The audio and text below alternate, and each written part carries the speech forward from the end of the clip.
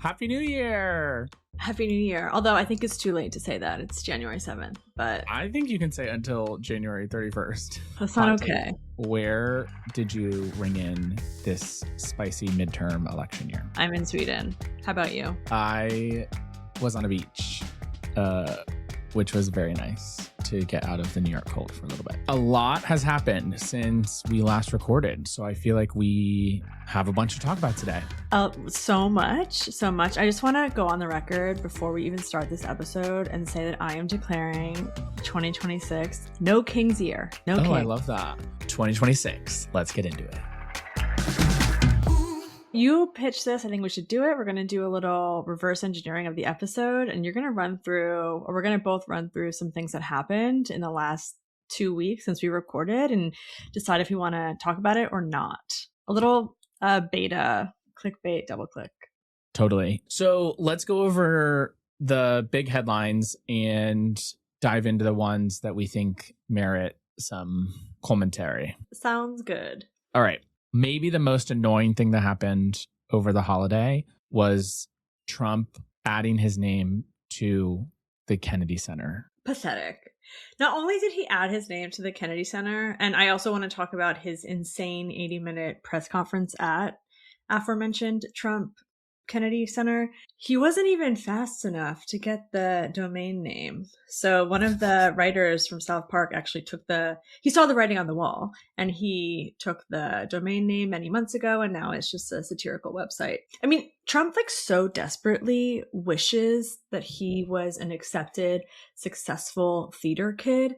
And because he was never able to do that, he's just, overreaching and doing what he does best, which is ignoring law and trying to expand his presidential power and authority, both in a hard and soft way. And I think this is an example of the trying to reframe the culture of this very respected culture and art center in this country. Yeah, I think that it is a recognition in the importance of art and cultural institutions, not just in DC, but in the country. And MAGA has understood that in a way that Republicans prior to Trump didn't, at least for the last few decades. And them trying to own pieces of cultural importance and sort of tastemakers in a way is actually indicative of a larger strategy that MAGA has been deploying to try to veer the country to the far right. But I also think that there's an element here of just pure trolling,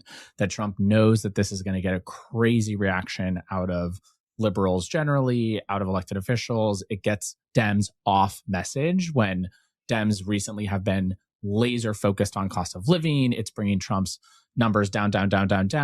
And they just want to talk about other stuff. And so when Democrats are raving, ranting about how much they hate Trump, they can paint everything as Trump derangement syndrome and try to delegitimize the legitimate critiques of the administration. So I think that there's some of both going on. And I think that it was our friend Keith Edwards who posted, just adding to the list of things that are coming down day one. These are the things that I want to see the next president absolutely obliterate in the first 24 hours. His name is coming off of there. Let's not be ridiculous. Anything he builds, ballroom, memorial to himself, $1 coins, whatever it's going to be, all of that's getting destroyed the second a Democratic president comes in. Yeah, I think that's going to be a consistent theme for us in perpetuity, which is added to the list of all the things at day one. I keep a note on my phone. Oh, good. I'm glad you're that petty. I'm glad. I have an Agenda 2029 on my phone, and I have meetings with a couple of different organizations and pitch them ideas. Great. Let's get the website. Send me ideas for what you want to see in 2029. Yeah, no, literally. The pettier, the better. Okay. More stuff happened. Let's talk about all the wars that Trump is starting. So drone strikes in Nigeria. We're going to talk more about Venezuela.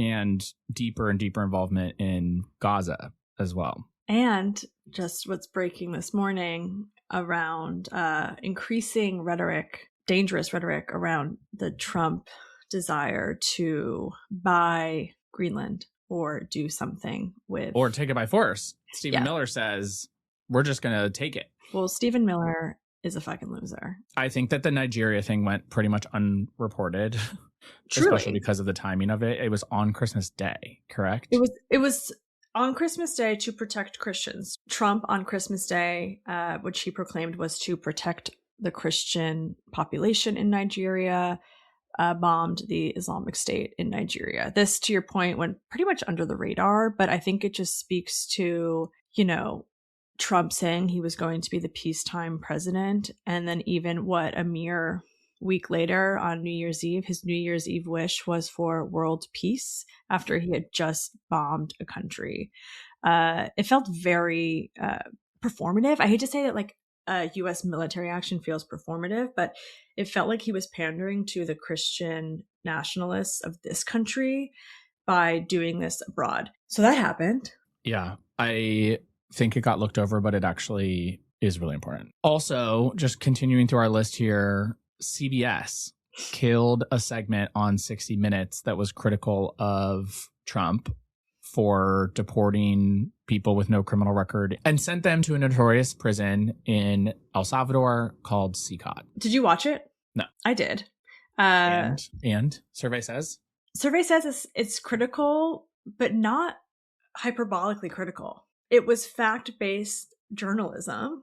And for those who don't recall, Barry Weiss recently took over as the head of CBS News. She was formerly the founder of the Free Press, which was a, conservative billionaire-backed new media organization. And when she took over at CBS, it was kind of part of the deal discussion with some of the conservative backers of the Free Press that she be put in as the head of that organization.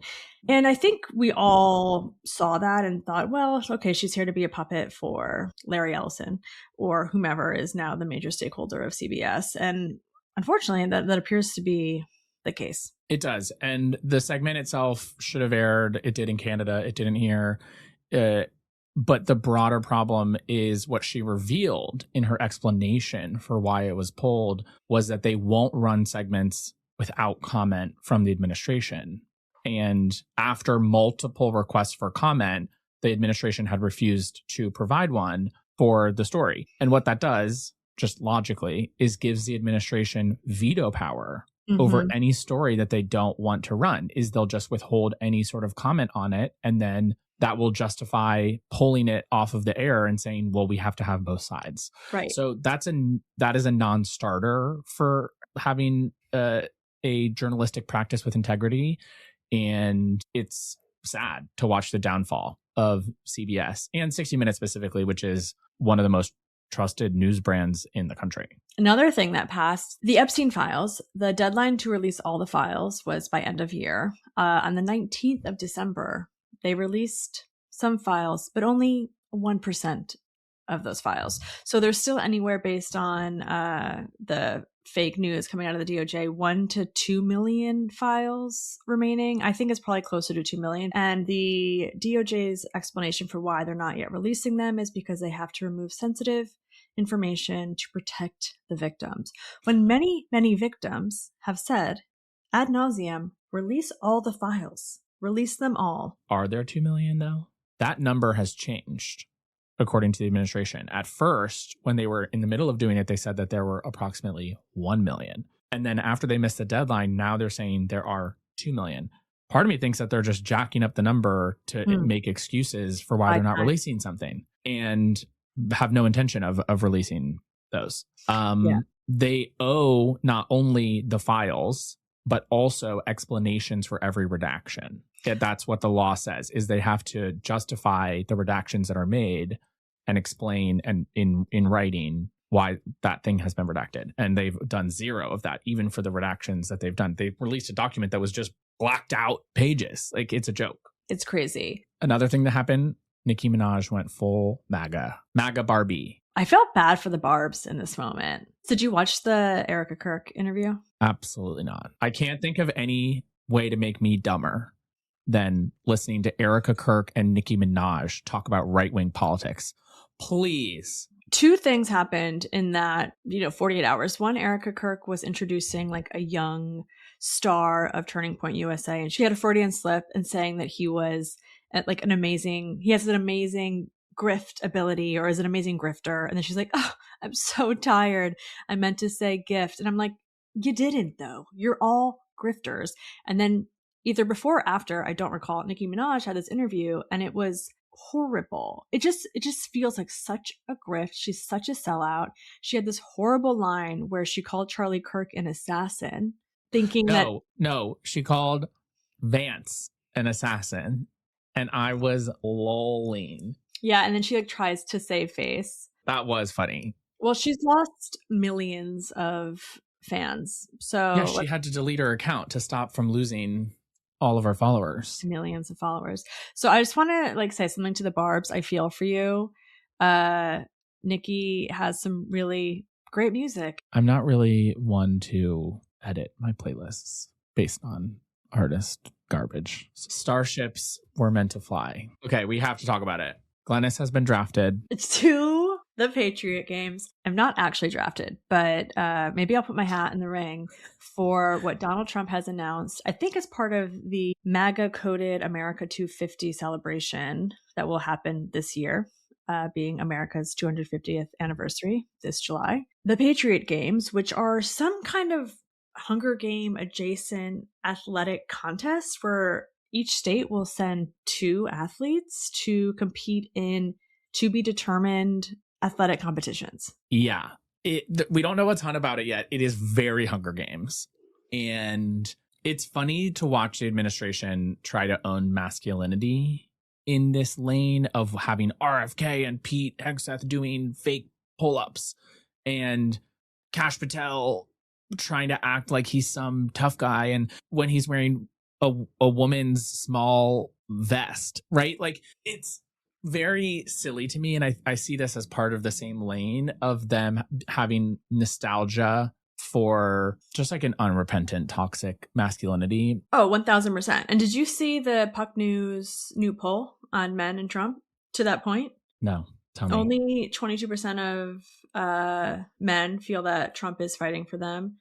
27% say that Trump hasn't delivered. And this is a really, really scary stat to your masculinity point. JD Vance has a lower favorability than Andrew Tate. Among men? Among men. Is that because Tate's is higher than I think it is, or because Vance's is lower than I think it is? I don't have the data, but it's alarming to me that men are polled and they think that Tate is better than. Both bad, but Tate is an adjudicated human trafficker and assaulter. But I'm with you. When they announced the Patriot Games, it's like I saw that and I was like, it's giving has never been on the starting line of anything and desperately wants to be. It's giving, to your point, toxic masculinity. Will I be tuning in? I will. I will be the Vibes Only correspondent for the Patriot Games. But like, what are the logistics of that? Like, how are they choosing the athletes? Are they like high school athletes? Is it going to be like, what is that game? American Ninja Warrior? That's how I kind of view it. It's going to be American Ninja Warrior, but at the national level. Yeah. It's going to be a spectacle. And that's what they're really after, right? Is just being able to control eyeballs. And it's definitely going to do that. So is the MMA fight at the White House later this year. They want to be able to control people's attention because that's how you manipulate them. And I think that this is all part of that. Okay, well, that's what happened since we've been gone. So let's get into the news of the week. Okay, I think the biggest news that we need to talk about that is ongoing is Venezuela.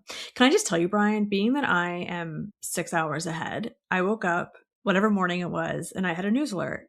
And it was U.S. bombing Caracas. And I was like, that's not great. And I got dressed and walked to coffee. And then by the time I was at coffee, it then became the United States has captured Nicolás Maduro and his wife and is shipping him back to the United States of America to face charges in the state of New York. I was shocked. Rightfully so. Here's how I'm thinking about Venezuela. Nicolás Maduro is a horrific dictator, and I am not sad that he is not in power. What I am angry about are the following things. 1, Trump taking military action to enact regime change in South America without consulting Congress. 2, Trump committing tens, if not hundreds of billions of dollars to oil companies for them to go profit off of the oil that they take from Venezuela. 3, Trump saying that the US now runs the country of Venezuela when we have major problems domestically that he has done nothing to solve, namely the cost of everything. I don't know how people can defend his actions without just saying, look, Venezuelan people are happy, right? That's the only thing that people come back to for me. Mm-hmm. And that doesn't address any of these lasting, deep concerns about the implications of such a reckless action. Yeah, I want to play a clip for you to that point from December 6th, 2025, Pete Hegseth talking about America First policy, etc. The War Department will not be distracted by democracy building, interventionism, undefined wars, regime change, climate change, woke moralizing, and feckless nation building.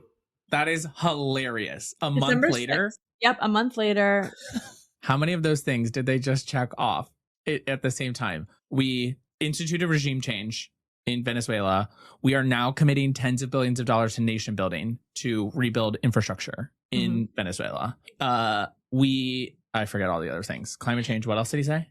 Regime change. I mean, the Republican Party is noodling quite a bit in this moment on if it's a regime change or not. I don't know if there's that much value in having that conversation, because the fact is that we kidnapped Maduro and took him out of the country.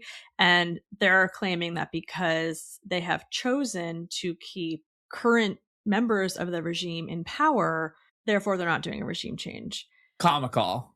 I also want to add a note to your point around the natural resources and wealth that U.S. oil companies are going to receive because of this, which is that writing was on the wall. We talked about this last year, that Trump made a backdoor deal that the New York Times reported on, saying, hey, if you oil industry give me $1 billion, I'm going to make you rich. Okay. Yep. Delivered. It's done. Yep. 100 billion. So the estimated cost to rebuild the oil infrastructure of Venezuela is $100 billion. And Trump has now said that the U.S. will reimburse oil companies for their investment in Venezuelan infrastructure to extract the oil. That would be more money than we sent to both Ukraine and Israel combined last year. So our taxpayer dollars are paying for oil companies to cash out on Venezuelan oil?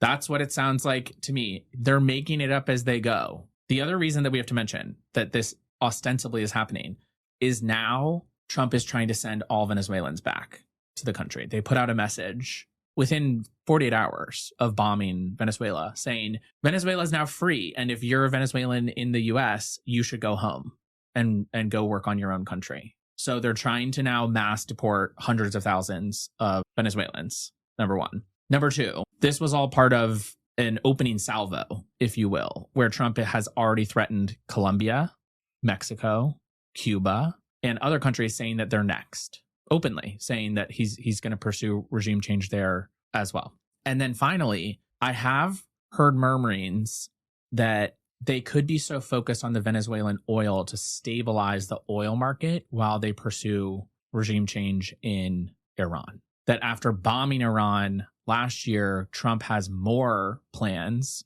for American involvement in Iran, and Iran's chip in that fight is how much they control global oil prices. And so by taking control of the largest oil supplier in the world, or largest oil deposit, I guess, in the world, Trump will be able to basically stabilize the price of oil while they attack Iran. So I don't know the validity of that, but I have seen some speculation there as well. So by all accounts, to your point earlier, they're talking about Trump for the Peace Prize on the right, which is just laughable when you just look at him starting new armed, deadly conflicts in every corner of the globe. Did you see the New York Times report as to why the Trump administration did not decide to put in power the technically democratically elected Maria Machado in Venezuela? Because she didn't give him her Nobel Peace Prize. And then cut to, I mean, her intense morality, which is why she was voted for by the Venezuelan people, has been eroded by Donald Trump, because she is now saying, oh, I just need to see him and then I'll give him the Nobel Peace Prize. But I think that ship has sailed. I think that the Trump administration really just wanted to keep in power whoever was going to make these oil deals as efficient and effective as possible. And that is why we are dealing with what we're dealing with. So week 1, 2026. Week 1, here we are. I want to talk about something that I want to be very transparent with Vibes Only listeners.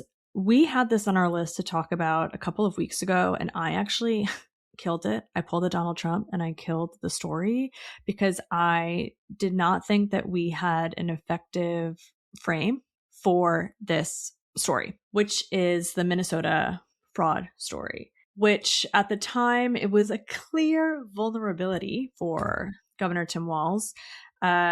And I didn't have a way to frame it that I felt was productive. I think like two things can be true. I think that the Democratic Party can be the party that is pro-immigrant and pro-social services and pro like economic dignity for all, and still be victim to mass fraud, which is what happened in Minnesota. So cut to late December, a smaller conservative YouTube creator, Nick Shirley, 23 years old. He had about 300,000 followers, which is not nothing on YouTube. He saw the opportunity here to really run with a story and started doing on the street interviews of where some of these daycare centers were or different childcare centers were that these Somali citizens of Minnesota had set up. And it went very, very viral. And cut to 2 weeks later, he has 1.5 million subs on YouTube, and Governor Walz is saying he's no longer seeking reelection. Yeah, it's a major political shakeup in Minnesota, and we can talk about what that's going to do to the gubernatorial and U.S. Senate races, plural, happening there. For me, the really big story is that the Trump administration watched a 23-year-old's YouTube video and cut tens of billions of dollars of childcare funding, no questions asked, right? That this administration is so trigger happy to kill every program that's been built since FDR that they will use any excuse to just gut, fire, destroy, and burn all of the programs that we pay for with our tax dollars. And they're not giving that money back. And so, yes, like, let's talk about the fraud. I'm not trying to deflect. Fraud is always going to be a serious problem and something that needs to be focused on when you're dealing with the size of budgets that states and the federal government are. But a random YouTuber not being allowed in to visit a bunch of kids is not a reason to take childcare away from working parents. I'll also go a little step further here, where I think this was a deeply coordinated attack against the state of Minnesota and Governor Walz specifically. I think that someone in the MAGA conservative media ecosystem machine saw what Shirley was doing, if what was not coordinating directly with him, and then an entire ecosystem of conservative creators, MAGA creators, conveniently had clips ready to push out all at the same time. Yeah. I mean, their infrastructure is next level. Their infrastructure is next level. We talk about this a lot. The Democratic space needs much, much, much more investment there. Did you see the Kyle Wilson Tharp piece on Republican media? Yeah. Kyle Tharp is a strategist in our space. He studies how money is being spent in the new media landscape, amongst many other things. He has a really great newsletter, Chaotic Era, and you should sub. But he sent one out this week that looked at C3 investment into new media arms for conservative ideologies and movement. $260 million flowed in 2024 into right-wing media. That's crazy. We have no parallel to that whatsoever on the left. I'm trying. If any of my pitches are on your desk, give it a look. Cut that check. Okay, we should also note that this week is the 5th anniversary of January 6th.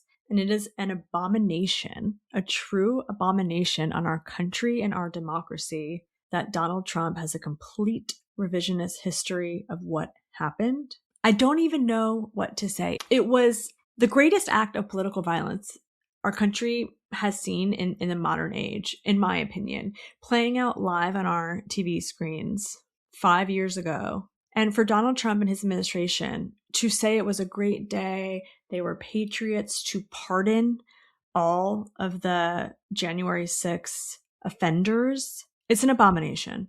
Including, potentially, the pipe bomber. The guy who placed the pipe bombs at the DNC and RNC is apparently making the case that Trump already pardoned him, because Trump did not write pardons for a bunch of people by name, because then people could still be charged who had not yet been charged in the future. He issued a pardon to any and everyone who had been charged or could be charged with a crime in any way related to what happened on January 6th. And obviously the pipe bombs were placed on January 6th, 2021. And now the idea that someone who tried to blow up the DNC could be pardoned by Trump is sickening to me. It's sickening. Before we go to our next segment, I want to take like a quick rapid fire look at what's happening in the House. What's 26 look like? There are some Supreme Court cases that are going to be decided on this year that I want to rapid fire. What's going on with the House right now? So this week, Marjorie Taylor Greene officially resigned. She's no longer in the House of Representatives. Bye. Have a good life. I hope I never have to read or hear your name ever again. And I just want to confirm there, because people think that her term is over. It is not. She resigned. Yeah, mid-term, which is rare because House terms are only 2 years. So most people wait. A Republican in California died 2 days ago. Unexpectedly, which leaves an open seat that is still safe Republican until November, but is going to take them a long time to get a replacement in. And another 80-year-old member Republican from Indiana was in a car wreck and has been in the hospital. So now, including that guy, Republicans only have 218 seats in the House. 218 is the majority, by the way. But Democrats have a vacancy from Mikey Sherrill becoming governor, which will be filled in a couple of weeks in March. And that means that there's no margin of error. And they're trying to pass a new government funding bill, and they're trying to block the ACA subsidies, and they're trying to do all this stuff. And it's going to be really hard for them to do that with the number of votes that they have. They've also been pretty useless. Like, the only bill they've actually truly passed is the big, brutal bill. It has been the least productive Congress in decades. Obama and Biden signed something like twice as many laws as Trump did in his first year. So lots of executive action that can be undone, and very, very few legislative actions. Thank you for that, Brian. Can I tell you about some Supreme Court cases that I'm waiting with bated breath for the decisions on? So there's the tariff case, which is Learning Resources versus Trump, where they're going to decide if Trump has the power to issue through executive order sweeping tariffs that impact all of us because we pay them. Trump versus Barber, which is the birthright citizenship challenge, another executive order where Trump said, we're not going to do that anymore, birthright citizenship, which is so unconstitutional. Right. I'm not a lawyer, but it's kind of one of the main things of being American. You're born here, you have citizenship. The mail-in voting case, Watson versus the RNC. Republicans, in all of their voter suppression efforts, very much want the rule to be that your mail-in ballot has to be at wherever you're supposed to mail it to by election day. Whereas if you've listened to any of the content Brian and I have done over the last 10 years, it's usually mail by X date. This one I'm really nervous about. The National Republican Senatorial Committee versus the FEC, which is about campaign finance. Right now there are laws about how much parties can give to candidates. Depending on how the Supreme Court rules here, it could just open the floodgates for money going into elections, which, as far as I'm concerned, already exist. There is so much money in politics. That could be a really big deal. That case could be a really, really big deal. And it doesn't look good. I think our best shot at denying it is that it was brought by Vance. And the fact that Vance is ostensibly running for president in 2028 could change how they rule given like the personal impact of it would have on his campaign. So there's some question mark there, but it does not look good. And there are 2 cases on hashtag gay rights. Childs v. Salazar. This is the Colorado conversion therapy. This is about states' rights. If states have the right to ban such horrific practices like conversion therapy or not. So that is scary to me that the Supreme Court might rule against that. Yeah. And then also there is 2 cases on trans athletes competing in women and girls sports. So a busy year for Supreme Court rulings. For sure. And as a reminder, the term ends in June, and that's usually when the really big decisions come down. Okay. And we're going to leave you with a good vibe. Your favorite stat. My favorite stat, because there's so much misinformation about it. But the United States has seen the largest one-year drop on record for the murder rate. I think that it's almost 20% down. And that's a continuation of a trend that started under Biden. That's not because of Donald Trump, but it is sort of a correction from the pandemic spikes that we saw in certain kinds of crime. And it's great to see that continuing and people feeling more safe. That's always going to lead people to feeling more trust in their communities and more willing to invest in their neighbor. Yeah, I wonder why the murder rate is down. I'd be curious to read more on that. I mean, I think that it was more of an anomaly that it was up, right? Like, yes, there are actions happening and a lot of money got invested in more law enforcement back in like 22 through the American Rescue Plan and stuff like that. But I also think that it was the jump that was an anomaly. And hopefully this is the course correction that we need. Love to see it. So with that, go enjoy our safe subways and streets, and we'll see you back here next week.